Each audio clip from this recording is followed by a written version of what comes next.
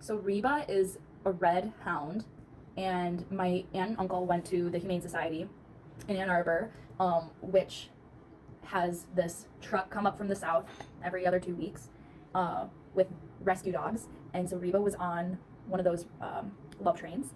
She was about two, they think she was like two, somewhere from like 2 to 4 years old. And they went to go pick her out, and she was this quiet, scared dog.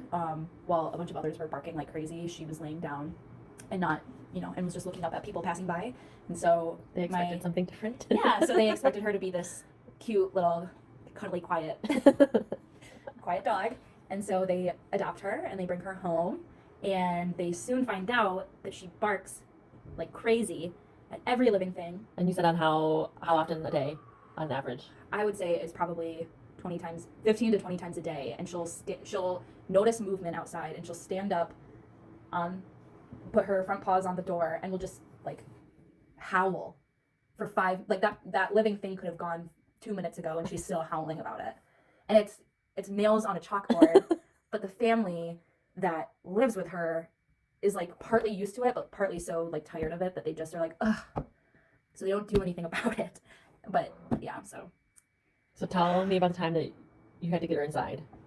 Okay, so every time she's a hound, so every time she wants to go outside, she's sniffing those smells. If there was a squirrel in the yard at any point in the week, she's sniffing it out. She's going through all parameters, sniffing out that animal. They had like what are those things that go on top of the car that store things in them if you're doing bigger trips? Yeah. They had that in their driveway, and there's a hole in it where like critters would come in to that, and she would stand barking at that for, oh my god, like 20 minutes straight. And so she'll go around the square parameters of the backyard, this fenced-in backyard, over and over and over and over again, just looking for whatever she can. One part of the square backyard is fenced, so she's looking for things past that fence, and it's just constant. And so this family that has this dog, they're very in and out. There's 6 kids in the family. 4 of them are constantly visiting and then leaving again, visiting and leaving.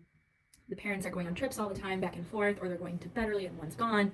It's very inconsistent. Mm-hmm. And so there's a lot of times where I am just left alone with the dogs, and I have my own dogs. I know how to take care of dogs, and it's fine. Although my dogs, when I ask them to come inside, they'll come inside. Reba is not driven by commands at all. She wasn't taught to be commanded. She wasn't, I don't know what sort of training she went through to be a part of this household, but it wasn't happening. So they basically just have to wait until she comes to the door. She comes in on her own terms. And she comes in on her own terms. And so I'm trying to go to bed one night. It's probably 10:30. She's barking. I'm worried about other neighbors, and they're sleeping because I'm worried about complaints, and she's not coming in. So I noticed the pattern of her going around those parameters, and I stand at one part, and she doesn't pay attention to people. She only pays attention to people when she's inside. She's like, and she wants to be let outside. Like, there's really no. So she's fixated on whatever dialogue between the human and the dog. So she sees me outside, and she's like, whatever, okay, she's outside too. So I stand at one perimeter of the fence, and she starts coming to run my way. And I wasn't able to grab a hold of her collar right away, but I'm like, I'm not standing out here for however long just to get her to bring her inside. So I grab her tail, and she yelps. But as soon as I grab her tail, I grab her collar, and I'm like hunched back, like being pulled back to the front door by her. Oh my god! And let her inside. So just a great example of Reba and her own tendencies. She's definitely not what I grew up with dogs that are very take commands. Right. We're trained to take commands. We're food driven. No amount of treat you bring outside for Reba, she'll want. She is focused on, she's not food driven. She's not command driven. So you just have to basically wait on her own terms. Gosh. It's awful. And so she's not anything like with what I grew up with. And sometimes you just gotta grab her by the tail.